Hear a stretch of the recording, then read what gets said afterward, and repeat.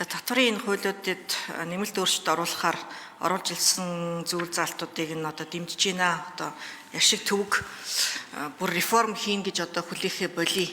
Зүгээр сөмөр ч гэсэн хамаагүй ингээ өөрчлөлтүүдийг хийгээд шуурхаа багаар ч гэсэн эерэг өөрчлөлт гараад явж байгаа бол сайн байна. Бүр системийн хэмжээнд одоо бүр ормонгоор нь өөрчилчихгүй тэгэл ямар ч байсан нэг унгаачихгүй ингээл явсан зүйтэй байхаа гэж бодож байна. Хөдөлмөрийн усны доод хэмжээтэй холбоотой асуудлууд яригадаад байна. Энэн дээр хувь хүний орлогын албан татварын тухай хуулийн дээр зүгээр шууд 792 гэдэг хувь хүний чөлөөлөгдөх энэ хэмжээг зүгээр 800 гээд 792 мянган төгрөгөөс холдуулахгүй бол цаашдаа хөдөлмөрийн хөлсний доод хэмжээ нэмэгдэх тутамд энийг нэмэгдүүлээ гэдэг ийм шаардлага орж ирнэ.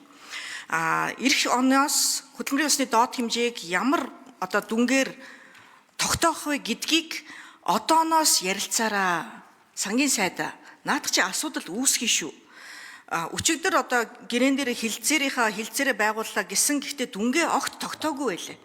9 сарын 10-нд чуулган одоо намрын чуулган нэгтгэр болцсон байгаа шүү дээ. Тэгэхэд та нар төсвөө өргөн барьсан байх үүргийг хүлээж байгаа. Тэрэн дотор чинь яг энэ хөдөлмөрийн үлсний доод хэмжээгээ тохирцсноос болж дараа жилийн нийгмийн даатгалын шимтгэлийг одоо сайн дурын шимтгэл хэдэн хувиар төлөх юм? Эрүүл мэндийн даатгалын шимтгэлийг одоо сайн дурын шимтгэлийн хэдээр төлөх юм? За хөгжлийн бэрхшээлтэй иргэнийг ажилуулаагүй бол одоо хэдэг төлөх юм? Гадаадаас ажиллах хүч авахд одоо хөдөлмөрийн усны доод хэмжээг 2 дахин нэмэгдүүлсэн дүнгээр хэдийг төлөх юм? За мөн түншлэн одоо бид нар чинь сая амьгуу донорын ар гэрт нь бас хөдөлмөрийн усны доод хэмжээг 10 дахин нэмэгдүүлснээр одоо тэтгэмж өгнө гэд шийдсэн.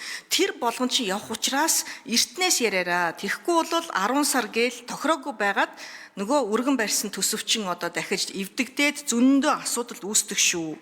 За хөдөлмөрийн усны доод хэмжээ маань өөрөө ууг нь бол анхны одоо энэ хууль нь бол цагийн хүсний доод хэмжээ байхгүй. Нэг цагийн одоо доод хэмжээ энэ бол бүр 90 хэд онд одоо батлагдаж байсан ийм одоо хууль байдаг. Тэгээд цагийн одоо хөдөлмөр эрхлэл зохицуулагдаагүй юм шиг ийм одоо асуудлыг түрүүн шижир гишүүн ярьлаа. Үгүй хөдөлмөрийн тухай хуулиар гэрээсээ ажиллах, цагаар ажиллах, зайнаас ажиллах, түр ажиллах бүхий л одоо энэ асуудлууд зохицуулагдсан байдаг.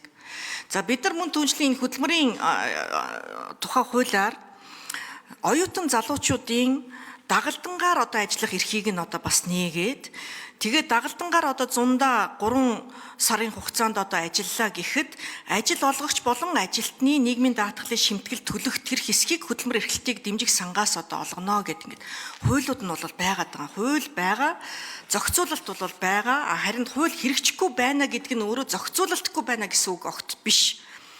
Яагаад ер нь энэ нийгмийн даатгалын шимтгэлийн зайлшгүй хаа нэгтгээс төлөөд байгаа юм бэ гэхлээр тухайн хүн ажлын байран дээр гэмтүүл яах вэ? Бэртүүл яах вэ? Энд чинь нийгмийн хамгаалалт талаас байхгүй. Энд чинь нийгмийн даатгалыг татвар гэж ойлгодгоо бид нар болох ёстой. Энэ бол нийгмийн хамгаалал. Тэгэхээр энэ агуулгаар нь бас харж дараагийн асуудлуудаа ярих хэрэгтэй байна.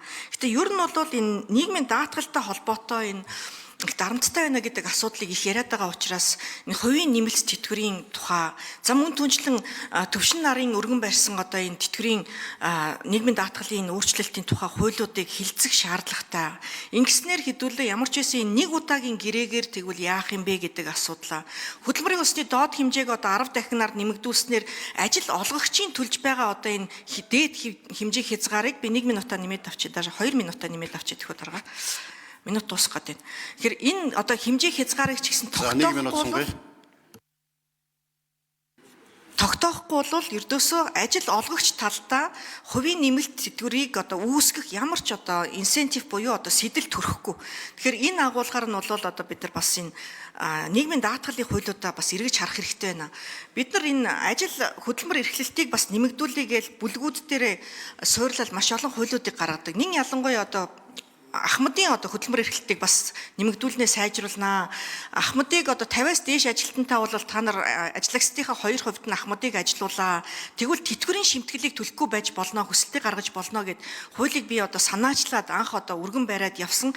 Гэтэл явцынхаа дунд тухайн одоо тэтгэвэр тогтоологсон хүнийг Ахмад гэдгийг зөвхөн 5-1 буюу 20-с доошгүй жил төлсөн 65 наснд хүрсэн даатгуулагч гэсэн байгаа байхгүй. Тэгэхээр энийг тэтгэрээ тогтоолгосон л болвол хөнгөлөлтөө нөхцлөөр одоо наан тогтоолгож байгаа хүмүүс маш олон байгаа шүү дээ. Түүгээр нь одоо бас үргэлжлүүлэх шаардлагатай.